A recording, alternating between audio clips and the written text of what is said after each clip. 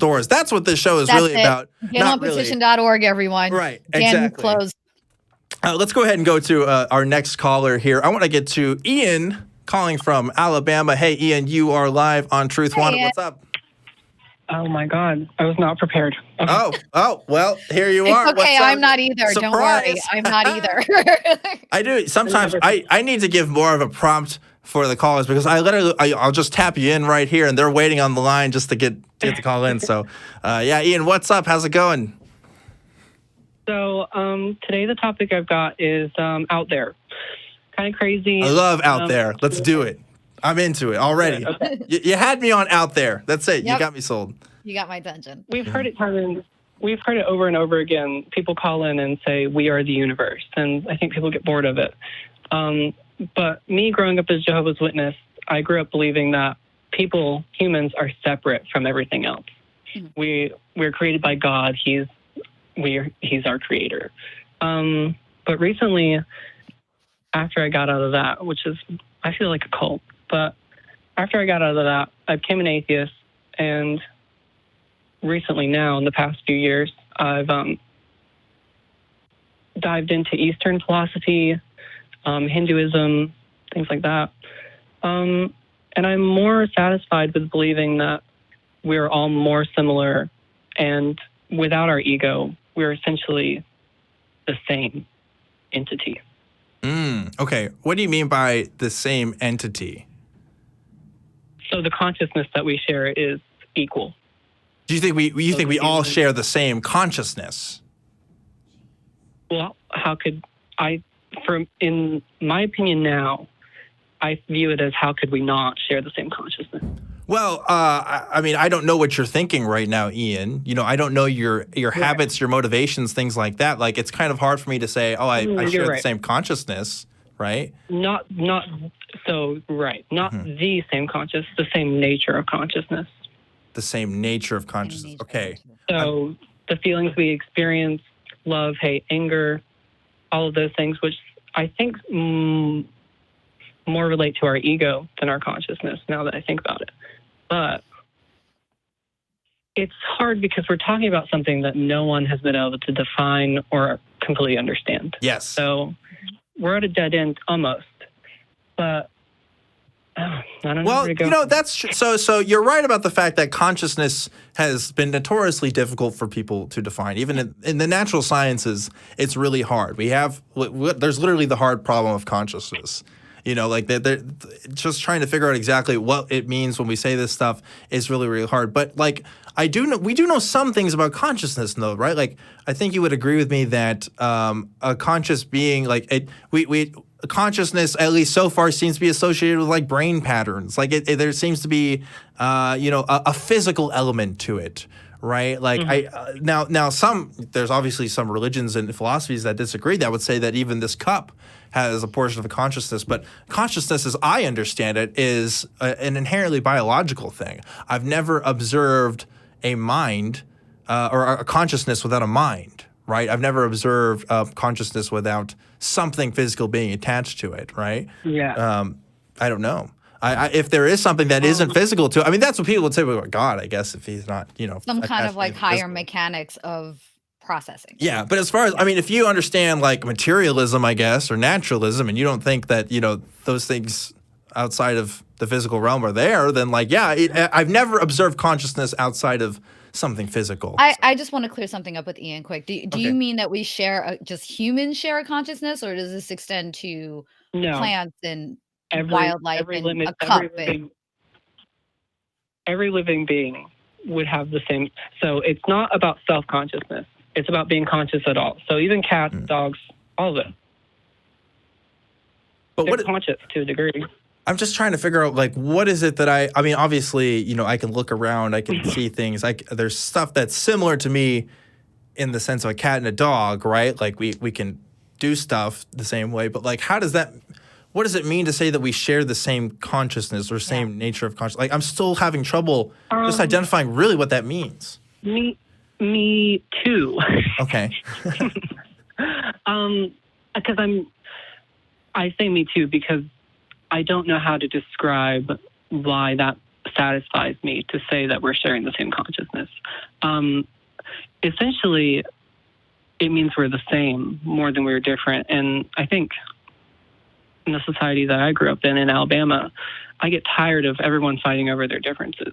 And if more people would come to the conclusion that we're sharing an existence and we're not at all so different, we would be more happy. But also, well, see, and that's also something that we can't prove, can we? That we would be more happy. Well, I don't know. I think, obviously having a sense of self-awareness seems to be pretty good. I think you could make a case observationally that people are happier when they have a better sense of self. But I don't know. Like, I can see that we share the same existence as other people. And what you just said there, I can totally agree with. But what you just said doesn't really match up to me with just the phrase, like, we share the same consciousness, right? I'm a little confused on autonomy and self-awareness with this. If we all share a collective conscious, what does that say to your own autonomy, your own bodily autonomy, thought autonomy, and your own sense of self if you're sharing a collective consciousness with everything else that's living? Well, your sense of self would be your ego, right? Sure. Right. So I'm saying delete ego, and what's left? I don't think Is there know what would be left. Oh, to me personally, at least, what you describe is what you're describing as ego. To me, sounds like personality. Maybe there's. Sorry. Go ahead. There's obviously Buddhist and Hindu philosophy that talks about, and this is where you're telling me you're getting this from when you studied Eastern religions. They talk a lot about what ego is and the sense of self and stuff like that. And there is this persistent idea that we can actually get rid of our ego, or at least, minimize our ego to where it doesn't affect our lives in such harmful ways, right? We're trying to eliminate our desires that are essentially from our ego. That's a pretty consistent theme in a lot of Eastern religions. But I'll tell you this though, Ian. Just to give you my point of view, like for me, it doesn't make sense for me to say that we could even get rid of the ego completely. Like I'm not even sure that's a thing. No, I feel the same. Yeah. So like, if we can't get rid of that, then how can we say that we all have the same consciousness? Because it seems like our ego is kind of always going to be there. Because even having some level of consciousness is having a level of self-awareness. Yeah. Well, Ian, if you could say that again. Getting rid of the ego is a desire in itself. Yes. Of the ego. That's true. Yeah. Totally. But my question is, if ego equates self-consciousness, then what happens to that consciousness of self once you delete the ego? Yes, that's what I'm thinking too. Does it become like a hive collective? I am unsure. Also, probably. I mean, if we don't the problem with what we're talking about right now is that we can't define consciousness. And I feel like maybe this is a dead end. Maybe. I just think that, our consciousness is inherently tied with an ego, at least for humans. And so to say that, if we eliminate our ego, then we'd all share the same consciousness, it's like you can't separate it. Like that's I think kind of what we're getting at, Jen and I at least. Yeah, and I start thinking of survival techniques. Like if we're all one consciousness and we're all one being, how do we have survival of species? And how do we become kind of, the quote unquote apex predators that humans have become? Like how do we get to the top of the food chain? How do we balance out just basic ecological systems if we all become this collective?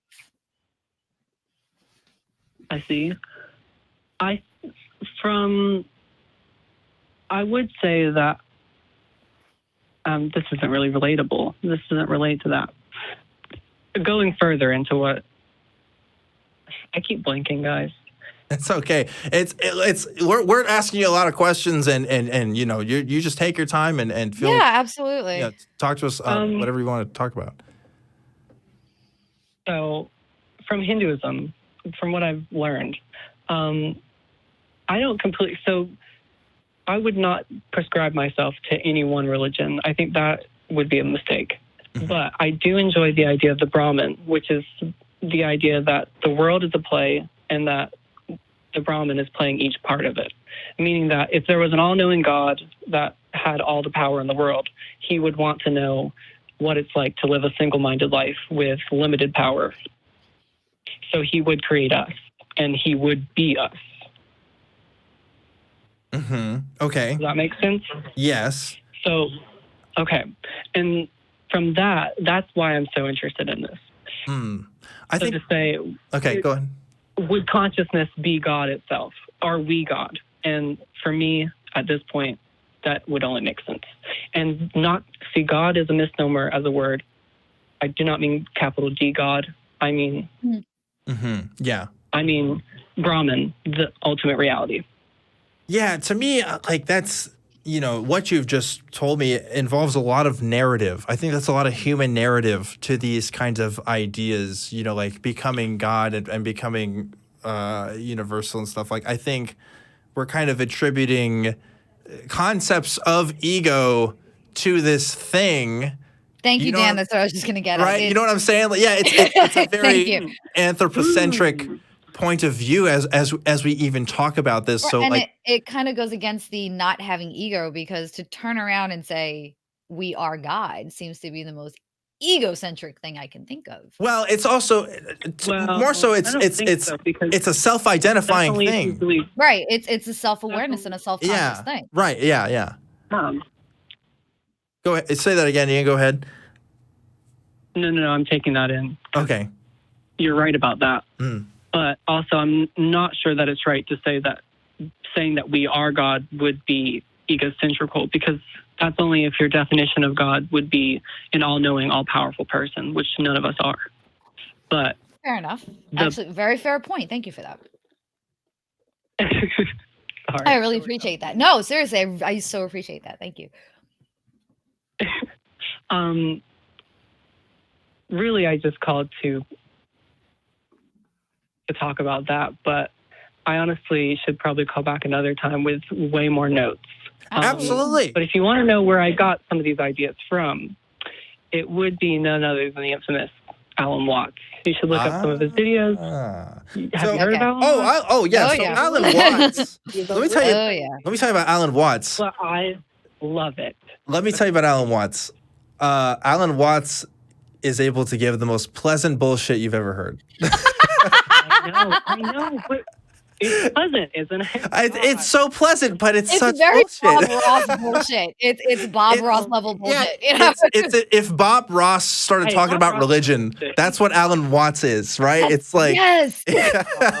But we love Bob Ross, and I think we should also love Alan Watts. So, you know what I think is compelling about Alan Watts is he is able to give narratives and is able to give structure in a world. We increasingly find ourselves in a postmodern society. A lot of people don't actually know what that means. What it means for me, and what it means for other people who are interested in this, is we are losing a sense of identity and purpose that we didn't have before, that previous people did. If I was a Christian, I would have a sense of identity and purpose. It would be to serve God.